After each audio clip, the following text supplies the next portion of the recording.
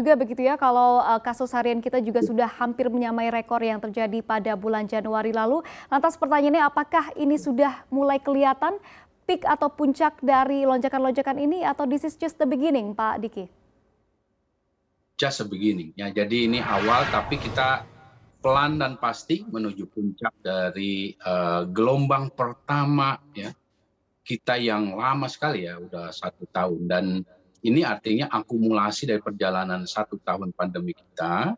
Walaupun sebelumnya ada puncak-puncak kecil tuh, tapi itu disebut puncak-puncak kecil. Nah inilah yang sampai akhir Juni ini atau awal Juli adalah puncak dari gelombang pertama yang potensinya besar. Dan sayangnya prediksi ya, ini sudah saya sampaikan dari awal tahun ya, bahkan tanggal 3 Januari kurang lebih sudah saya ingatkan bahwa menjelang pertengahan tahun ini kita akan menghadapi puncak ya dari atau masa krisis dari pandemi kita yang 1 tahun.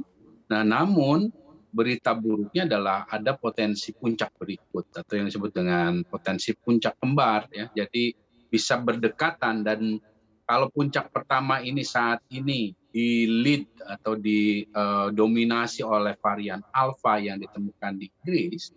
Nah, puncak kedua yang bisa jadi jaraknya relatif berdekatan itu akan didominasi oleh varian Delta yang ditemukan di India pertama kali. Nah, dan dampak dari varian Delta ini akan jauh lebih besar. Inilah sebabnya kenapa saya mencermati tadi, Monik udah menyampaikan situasi Jakarta ya. Saya bukan tidak khawatir dengan situasi Jakarta, tapi saya relatif lebih merasa punya confidence untuk ibu kota ya, termasuk di daerah penyangganya dalam kapasitas kesehatan.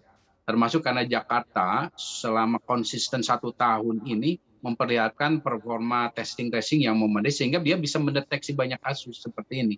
Tapi yang akan menjadi masalah besar adalah, dan itu mau tidak mau akan terjadi ya, saya sampaikan, saya ingatkan akan terjadi terutama ketika varian Delta ini mendominasi, adalah daerah yang kapasitas testingnya rendah seperti yang ada di Jawa ini, 3 provinsi besar ya, Jawa Tengah, Jawa Timur, Jawa Barat ini sangat belum memadai, dan ledakannya akan jauh lebih besar, terutama kematian.